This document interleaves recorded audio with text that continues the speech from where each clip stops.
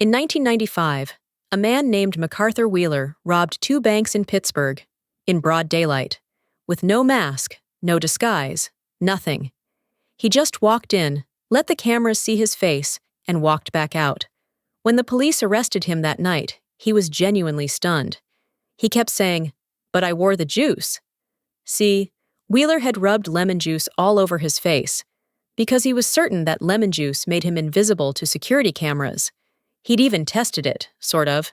He smeared the juice on, snapped a Polaroid of himself, and the photo came out blank, probably because he'd pointed the camera at the ceiling.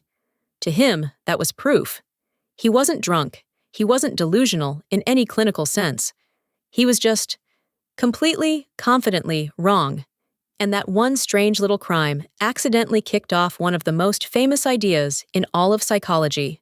A few years later, two researchers at Cornell, David Dunning and Dunning-Kruger, read about Wheeler and started asking a question. What if being bad at something and not knowing you're bad at it aren't two separate problems? What if they're the same problem? So in 1999, they ran a study. They gave people tests on grammar, on logic, even on humor, and then they asked each person one extra thing. How do you think you did, compared to everyone else? And here's where it gets uncomfortable. The people who scored the worst, the very bottom of the pile, didn't just slightly overrate themselves. They thought they were above average. People who actually landed around the 12th percentile guessed they were somewhere near the 62nd. The less they knew, the more confident they felt. Dunning and Kruger called it a dual burden. Think about it like this.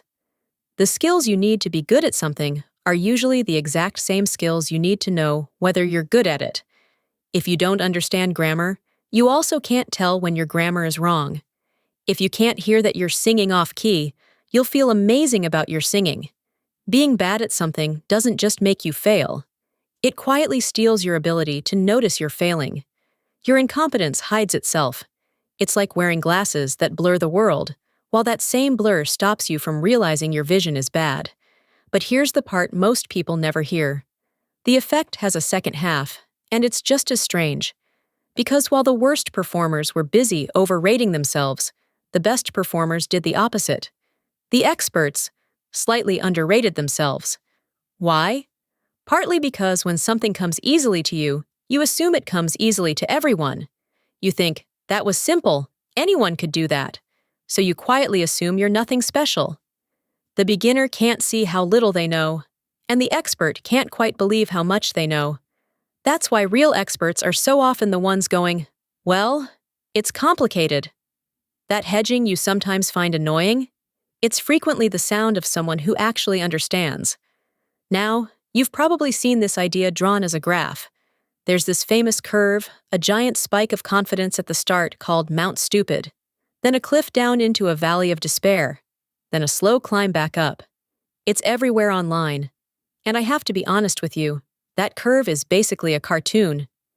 It is not what Dunning and Kruger actually found. The real data was much milder. No dramatic mountain, no tidy little valley.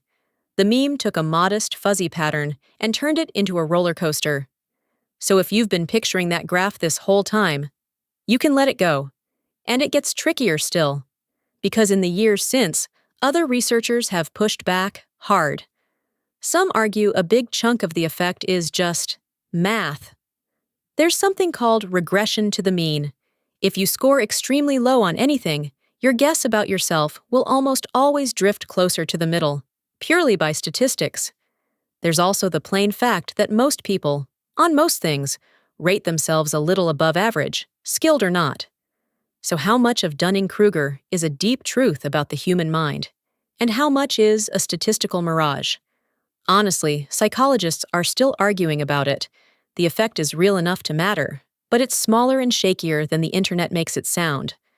So let's bring this home, to you and to me. Because the most dangerous part of this whole thing isn't that other people fall for it, it's that you can't feel it from the inside.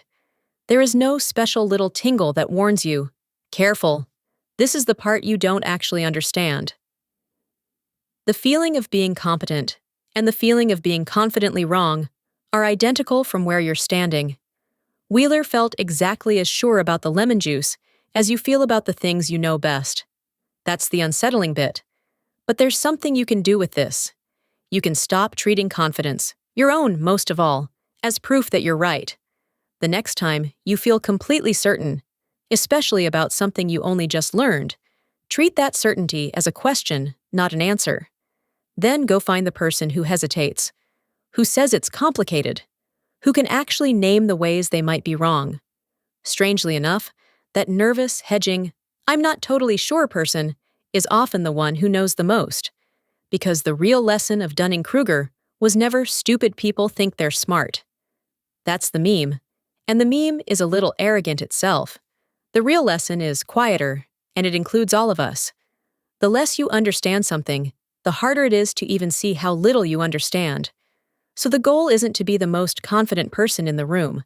It's to stay just a little suspicious of your own certainty, to keep asking what you might be missing, and to remember a man who was absolutely, completely sure he was invisible, right up until the handcuffs clicked. If this made you rethink even one thing you were sure about today, then you're already doing it right.